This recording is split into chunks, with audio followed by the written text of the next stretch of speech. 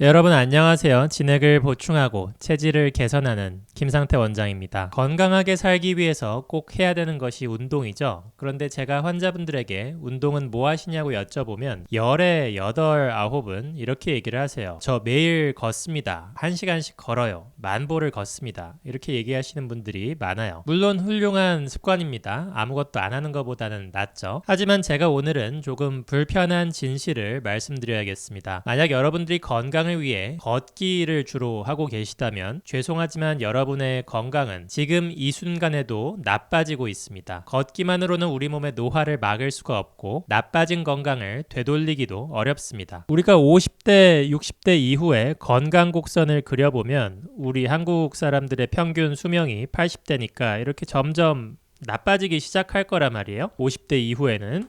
그래서 평균 수명인 80대 정도 되면 많이 나빠지겠죠. 사실 이 시기에는 어느 정도 현상 유지만 하더라도 사실 성공이죠. 그러면 하루 만보 걷기나 1시간 걷기를 하면 이 시기를 어느 정도 현상 유지를 할 수 있느냐 하면 전혀 그렇지가 않단 말이에요. 걷기를 아무리 많이 해도 점점 나빠집니다. 50대, 60대 이후부터는. 만약에 걷기조차 안 한다. 그리고 술, 담배를 하거나 다른 나쁜 습관이 있으면 좀 더 빨리 나빠지겠죠. 아니면 아예 조기 사망을 하거나 그러겠죠. 사실 우리가 원하는 거는 뭐예요? 나빠진 건강을 어느 정도 내가 좀 증진을 시켜서 그 증진된 상태에서 현상 유지를 하다가 70대, 80대 지나면서 천천히 건강이 나빠지는 걸 그게 우리가 기대하는 거란 말이에요. 영원히 살 수는 없으니까. 그런데 걷기만으로는 이렇게 되기는커녕 이 현상 유지조차 어렵고 아무리 좋게 봐줘도 요 단계다. 그래서 이 영상을 끝까지 보시면 왜 걷기만으로는 부족한지, 그리고 50대, 60대 이후에 우리 몸을 지키기 위해 반드시 해야 할 운동의 어떤 마지노선이 무엇인지를 명확하게 알게 되실 겁니다. 먼저 걷기가 건강 증진 효과가 거의 없다는 논문을 소개해 드릴 건데요. 미국 벤더빌트대 연구팀은 걷기 속도가 사망 위험에 미치는 영향을 분석한 결과를 2025년 국제학술지 미국 예방의학 저널에 발표를 했습니다. 40세에서 79세 사이 성인 8만 명을 대상으로 했고요. 하루 평균 걷기 시간과 속도 등을 16년간 굉장히 오래 추적했습니다. 이 연구에서는 걷기 속도를 느리게와 빠르게 둘로 나눴는데요. 느리게 걷기라는 거는 정말로 일반 속도보다 느리게 걷는다는 것이 아니라 일반적인 걷기 아니면 강아지 산책시키기 요런 활동들을 하는 사람들을 이 느리게 그룹에 포함을 시켰고, 빠르게 그룹은 이제 걷는 속도 자체가 약간 빠른 사람들, 그 다음에 빠른 걷기 운동을 하는 사람들, 그리고 걷기보다 강도 높은 모든 운동을 하는 사람들, 예를 들면 계단 오르기 운동하는 사람, 조깅 운동하는 사람, 아니면 기타 중강도 이상 운동하는 사람들을 빠르게 그룹에 포함시켜서 비교를 했습니다. 연구 결과 하루에 단 15분이라도 빠르게 걷기를 하거나 이 그룹에 포함될 수 있는 그런 운동을 하는 사람들이 모든 원인에 의한 전체 사망률이 19% 감소하였고요. 반면 일반적인 걷기, 이 느리게 그룹 있잖아요. 여기에 포함되는 활동을 하는 사람들은 유의미한 사망률 감소가 관찰되지 않았습니다. 특히 이쪽 그룹의 운동을 한 사람들은 심혈관계의 사망률이 크게 감소하는 경향을 보였고요. 자, 그래서 이와 비슷한 연구는 굉장히 많은데요. 이 영상 말미에서 추가로 더 설명을 드리도록 하고요. 왜 이런 효과가 나는지, 왜 일반적인 속도로 걷기를 하면 아무리 많이 해도 건강 증진 효과가 안 나타나고 이렇게 해마다 건강이 나빠지기만 하는지 그 이유를 설명드리겠습니다. 두 가지 이유가 있는데요. 일단 첫 번째로 걷기는 근감소를 막아주지 못합니다. 우리가 50세를 넘어가면 우리 몸은 우리가 원하지 않아도 근감소가 나타납니다.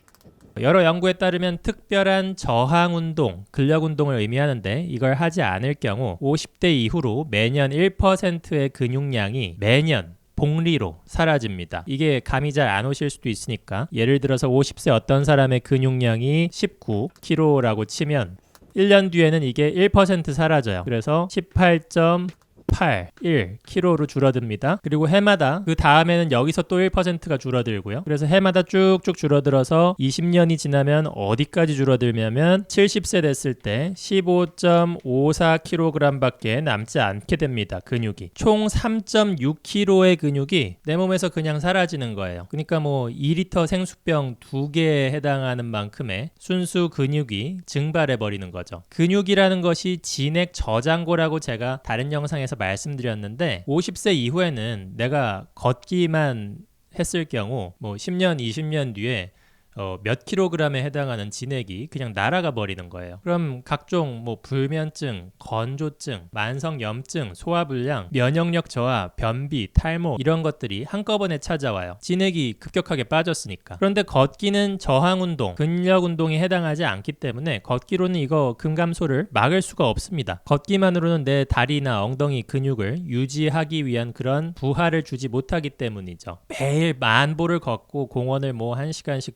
돌아도 우리 몸의 뇌와 근육은 뭐 이 정도의 자극이면 내가 근육을 애써 늘릴 필요가 없겠네, 이렇게 생각을 합니다. 우리의 뇌는 use it or lose it이라 그랬죠. 우리가 자꾸 사용하는 건 더 강하게 만들려고 뇌 시냅스를 형성하고 그쪽 방향으로 강화시키는 반면에 안 쓰는 거는 퇴화시킵니다. 굳이 남겨둘 필요가 없어요. 에너지 소모만 하니까. 그래서 걷기같이 근육 덜 쓰는 운동을 하면 정해진 노화의 수순대로 매년 1%씩 근육이 복리로 사라지고 건강도 그와 함께 하락하게 됩니다. 걷기로 건강을 지킬 수 없는 두 번째 이유는 바로 심폐기능 저하입니다. 근감소 이상으로 심각한 것이 바로 심폐체력의 저하인데요. 제가 늘 심장이 우리 몸의 엔진이다, 가장 중요한 것이 심장이라 이렇게 말씀드렸죠. 2023년에 지금 띄워드리는 이 영상을 올렸을 때 많은 분들이 호응해 주시고 당시 제 채널의 구독자가 2,000명이 채 안 되었을 때인데 이 영상 때문에 채널이 크게 성장할 수 있었습니다. 다시 한번 감사드립니다. 왜 이렇게 이 영상이 호응을 많이 받았을까요? 유튜브 건강 채널 보면 뭐 건강을 위해서 이것을 먹어라 저것을 먹어라 그렇게 얘기를 하는데 좋은 음식 먹는 것보다 더 중요한 것이 나쁜 음식을 피하는 것이고 그거보다 더 중요한 것이 인간의 가장 큰 에너지원인 산소 섭취를 잘하는 것입니다. 산소 섭취는 어떻게 잘하느냐? 숨 차는 운동, 걷기보다 강도 높은 운동을 하면서 최대 산소 섭취량을 키워야 산소 섭취가 잘 되게 됩니다. 어떤 사람은 맨날 피곤해. 왜? 산소를 잘 못 빨아들여서 그럴 가능성이 제일 높아요. 공기 중에 산소는 다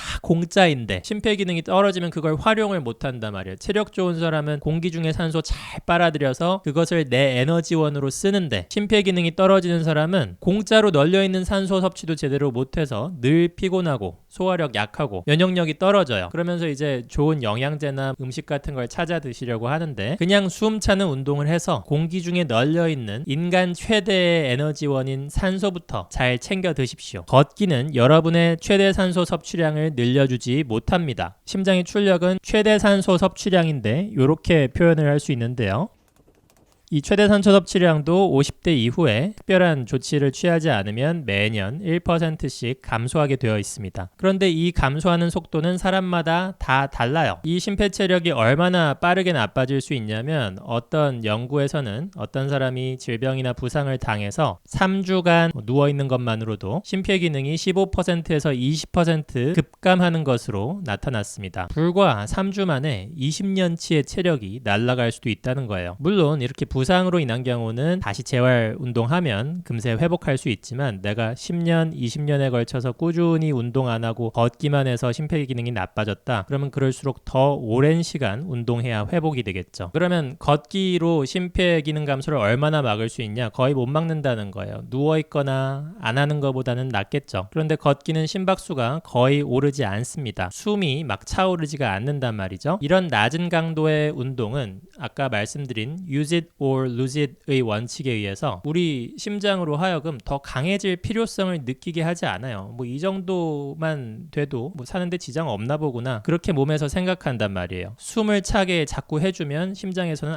내가 더 강해져야 되겠구나, 더 산소를 잘 빨아들여야지만 견디겠구나 이렇게 생각할 텐데 말이죠. 결국 나는 매일 1시간씩 걷는다고 건강에 좋겠지 이렇게 생각하지만 실제로 근육은 50대 60대 이후로 1%씩 빠져나가고 있고 심폐 기능도 매년 1%씩 감소하는 것을 그냥 방치하고 있는 셈입니다. 그럼 어떻게 해야 할까요? 답은 명확합니다. 특히 무릎이 좋지 않으시거나 부상이 있는 분들도 하실 수 있는 대안까지 제시해드리겠습니다. 첫 번째는 당연히 심폐 운동, 제가 평소에 강조하는 카디오 운동이고요. 카디오 운동의 기준점에 대해서는 제가 지금 띄워드리는 이 영상에서 말씀을 드렸어요. 어떤 것은 카디오 운동이라고 분류할 수는 있지만 상대적으로 효과가 떨어지는 것들이 있고 조금 더 짧은 시간을 하더라도 더 효과가 있는 그런 운동들이 있어요. 이 영상을 보시면 자세히 정리를 해놨고 대표적으로 달리기, 계단 오르기, 실내 자전거 타기, 수영 같은 운동을 제시를 해드렸었어요. 그리고 걷기 대신에 또 뭘 해줘야 되냐면 근력 운동을 해줘야 됩니다. 아까 걷기는 저항 운동이 아니라서 해마다 감소하는 근감소, 근육량을 지킬 수가 없다고 말씀을 드렸었죠. 그래서 스쿼트나 런지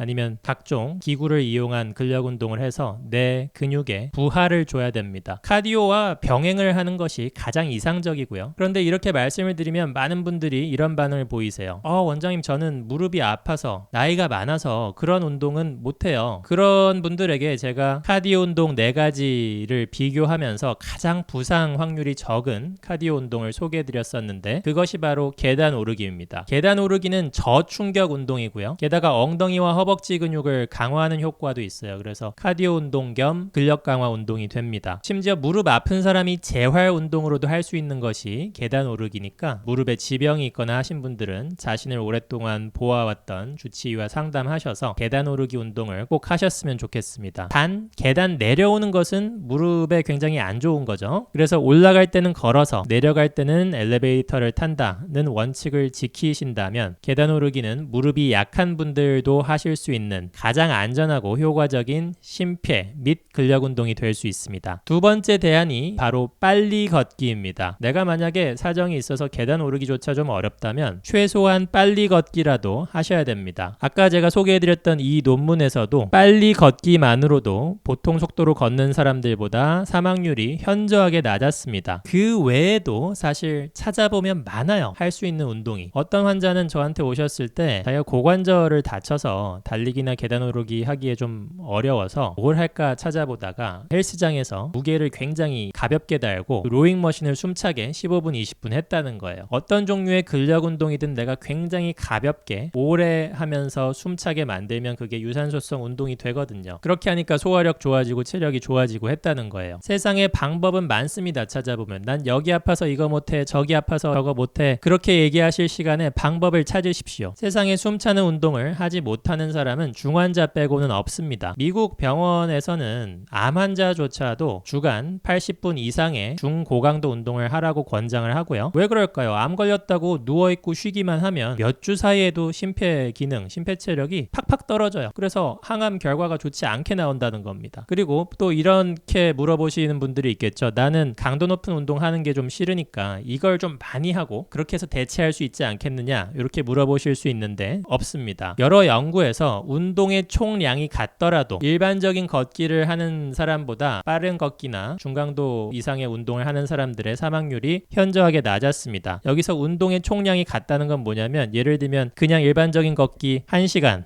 해서 소모되는 칼로리가 계단 오르기나 조깅을 했을 때 한 20분 정도 했을 때의 소모되는 칼로리와 같다고 칠게요. 그러면 운동의 총량은 같은 거죠. 그러면 건강 효과가 이거와 이게 같느냐? 전혀 그렇지 않고 이게 압도적으로 좋았다는 겁니다. 이걸 2시간, 3시간 해도 요거 20분 해서 생기는 효과를 따라갈 수가 없었다는 거예요. 심지어 시간적으로도 더 적죠. 내가 아무리 시간이 남아도라도 이걸 몇 시간 하는 것보다 요거 20분, 30분 하는 게 내 건강에 몇 배 이득인 정도가 아니라 아예 요걸로는 절대 채울 수 없는 것을 채울 수 있게 됩니다. 자, 다음 영상에서는 걷는 속도와 뇌 건강의 관계에 대해서 설명을 드리고 뇌의 발생 목적에 대해서도 설명을 드릴 예정입니다. 이 다음에 올라올 영상을 잘 보시면 뇌라는 것이 왜 생겨났고 이것을 어떻게 하면 건강하게 잘 유지할 수 있을지 명확하게 이해하실 수 있게 될 겁니다. 자, 오늘의 영어 문장은 이것으로 하겠습니다. 건강을 증진시키려면 걷기만으로는 부족하다. It takes more than just walking to boost your health. 아니면 It takes more than just walking to stay healthy. 이렇게 할 수 있겠습니다. 자, 오늘 영상 잘 보셨나요? 알람 설정, 구독 해주시면 영상 제작에 큰 힘이 되고요. 영상을 주기적으로 만들지는 못해서 알람 설정 해주시면 저희 영상이 직접 찾아갈 수 있게 됩니다. 이상 잠실의 진료실에서 김상태 원장이었습니다. 감사합니다.